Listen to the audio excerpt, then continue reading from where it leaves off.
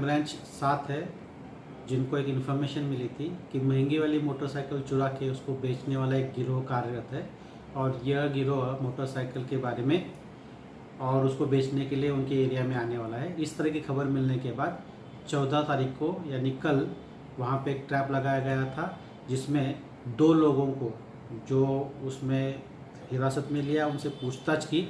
पूछताछ करने के बाद ये पता चला कि उन्होंने मुंबई में चुनाभट्टी, नेहरू नगर, पंतनगर पुलिस स्टेशन, साथ में नवी मुंबई के भी एरिया से मोटरसाइकिल चुराए हैं। इसके बारे में बाद में कंफर्मेशन लिया गया तो इस तरह की बात सामने आई कि ये बात सच है और इसके प्रिलिमिनरी इन्वेस्टिगेशन इंक्वायरी में हमें 5 मोटरसाइकिल रिकवर हुए हैं। इसके बाद में हमने नेहरू नगर पुलिस स्टेशन में यह दोनों आरोपियों का कस्टडी दे दिया है आगे के इन्वेस्टिगेशन के लिए। उसमें लोकल पुलिस स्टेशन अपना काम कर रही है।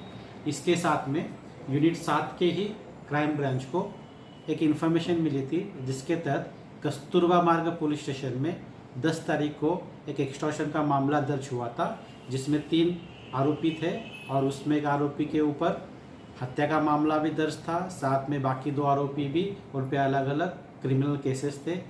उन तीनों लोगों का, ये तीनों लोग ये बदमाश तरीके थे और वहाँ का लोगों में उनकी दहशत थी और लोगों से हफ्ता वसूली करते थे। इसके तहत वहाँ पे एक एक्सटॉर्शन का मामला दर्ज हुआ था और वहाँ से वो फरार थे। वहाँ से लोकल पुलिस के लिए वांटेड करार दिए गए थे।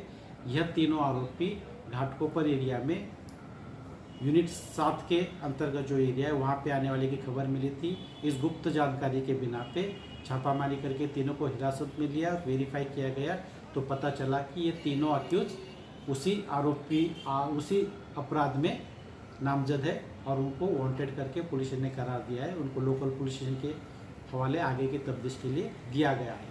इसके साथ में यूनिट 9 जो है, जो बांद्रा पुलिस स्टेशन बांद्रा में स्थित है, इनको एक इन्फॉर्मेशन मिली थी जिसके तहत एक गिरोह है जो फाइनेंशियल इंस्टीट्यूट में फर्जी दस्तावेज डॉक्यूमेंट देके वहाँ से 2 व्हीलर खरीदती है लोन पर और उसके बाद में कम कीमत में डॉक्यूमेंट में फेरफार करके लोगों में बेचती है। इस तरह की इन्फॉर्मेशन पता चलने के बाद में यूनिट 9 के अधिकारी अमलदार इन्होंने एक माही मेरे में ट्रैप किया, जहाँ पे एक मोटरसाइकिल बेचने के लिए व्यक्ति आया था, उसको हिरासत में लिया। हिरासत में लेने के बाद ये पता चला कि यह गिरोह है, जिसमें से और एक अपराधी को बाद में अरेस्ट किया गया। एक गिरोह है और गिरोह वित्तीय या फाइनेंशियल इंस्टीट्यूट में फर्जी तरीके से डॉक्यूमेंट देती है। उन्होंने कम से कम 50 इस तरह से मोटरसाइकिल वहाँ से लोन पे प्राप्त की है, जिसमें ये भी पता चला है कि IDFC First Bank, Capital First Bank, Eon Credit Services Private limited,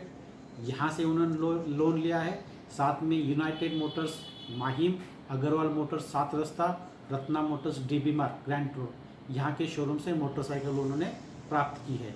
इस मामले में माहिम पुलिस स्टेशन में अपराध दर्ज करने के बाद में इन्वेस्टिगेशन में अब तक 13 अलग अलग जगह से मोटरसाइकिल रिकवर की गई है और उनके पुलिस कस्टडी में आगे का इन्वेस्टिगेशन शुरू है।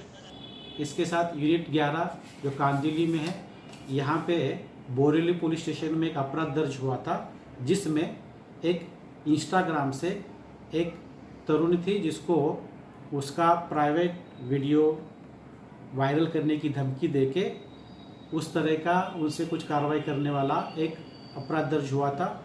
उसके बारे में जब यूनिट 11 ने पैरेलल इन्वेस्टिगेशन किया तो पता चला कि एक इंस्टाग्राम अकाउंट है जिसका नाम supd_1 है और इस अकाउंट से उस लड़की को, जो तरुणी इंजीनियरिंग पढ़ी हुई है, उसको अश्लील तरीके के मैसेज आए थे। साथ में उसको एक्सटॉर्शन की बात भी सामने आई थी। उसके फ़ोटो जो थे वो वायरल करने की भी उसमें बात थी।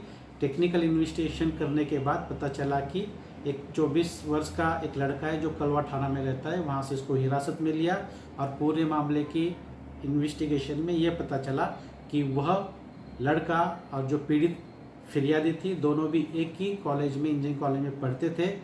यह लड़के ने उस लड़की के, या अपराधी ने उस लड़की के ईमेल को हैक किया था, उसमें से कुछ फ़ोटो वायरल करने की धमकी देके उसमें हस्तगत किए थे, धमकी देके उससे कुछ एक्सटॉर्शन कर रहा था। इस तरह की बात में सामने आ रही थी और वेरीफाई करने के बाद में उसमें सत्य पता चला। फिर वो आरोपी के बारे में आगे के कार्रवाई के लिए उसको लोकल पुलिस स्टेशन के हवाले किया गया है।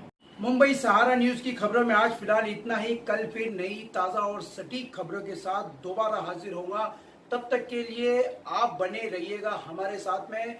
मुंबई सहारा न्यूज की खबरें अगर आपको पसंद आती हो तो आप उस पर हमें कमेंट कर सकते हैं, शेयर कर सकते हैं, लाइक कर सकते हैं और हमारे चैनल को सब्सक्राइब करना ना भूलें। किसी भी तरह से अगर आपके इलाके में किसी भी जन समस्या की शिकायत हो या कोई सामाजिक परेशानी हो तो आप अपने वीडियो बनाकर मुंबई सहारा न्यूज के व्हाट्सएप नंबर पर भेज सकते हैं। हम आपकी खबरों को प्राथमिकता से टेलीकास्ट करेंगे।